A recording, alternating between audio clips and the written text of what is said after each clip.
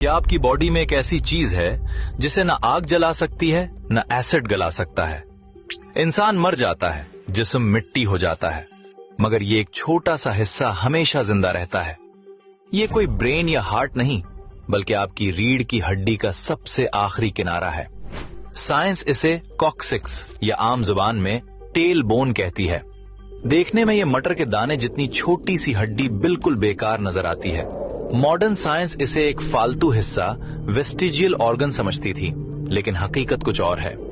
आज से 1400 साल पहले, जब कोई लेबोरेटरी नहीं थी, अरब के सहरा में एक आवाज गूंजी। हमारे नबी करीम सल्लल्लाहु अलैहि वसल्लम ने इंसानी क्रिएशन का सबसे बड़ा राज दुनिया को बताया। सही बुखारी और मुस्लिम की हदीस है।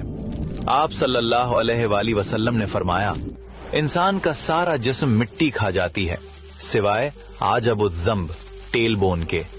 अरबी में आजबुद्दम्ब का मतलब है रीढ़ की हड्डी की जड़ या बीज, सीड।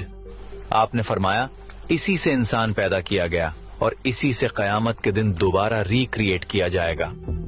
साइंसदानों के लिए यह मानना मुश्किल था कि एक हड्डी कैसे हमेशा सेफ रह सकती है। फिर 20वीं सेंचुरी में साइंस ने इस दावे को टेस्ट करने का फैसला किया।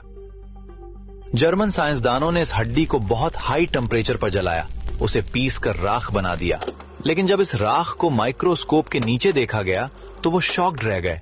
हड्डी के सेल्स जले नहीं थे, बल्कि वो अभी भी जिंदा और एक्टिव थे। ये एक्सपेरिमेंट साबित कर रहा था कि हदीस का एक एक लफ्ज सच है। ये हड्डी इनडिस्ट्रक्टिबल है, यानी फना नहीं होती। एम्ब्रियोलॉजी बताती है कि मां के पेट में इंसान का सबसे पहला बनने वाला हिस्सा यही हड्डी होती है। इसे प्रिमिटिव स्ट्रिक कहते हैं। ये वो बुनियादी बीज है जिससे पूरी बॉडी डिजाइन होती है। सोचिए, ये छोटी सी हड्डी अल्लाह का बनाया हुआ एक स्पर्म माइक्रोचिप है, जिसमें आपका पूरा डेटा महफूज है। आप मर जाएंगे, सदियां गुजर जाएंगी, लेकिन जमीन के अंधेरों में आपका ये बैकअप डेटा महफूज रहेगा।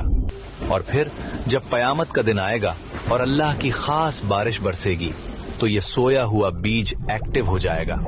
जिस तरह बारिश से पौधा उगता है, इसी तरह इस हड्डी से आपका पूरा जिस्म दोबारा रीजनरेट हो जाएगा। बिल्कुल वैसी ही बॉडी, वही फिंगरप्रिंट्स, वही पहचान, कोई तब्दीली नहीं। एक उम्मी नबी ने 1400 साल पहले डीएनए और क्लोनिंग का ये सिस्टम कैसे बताया?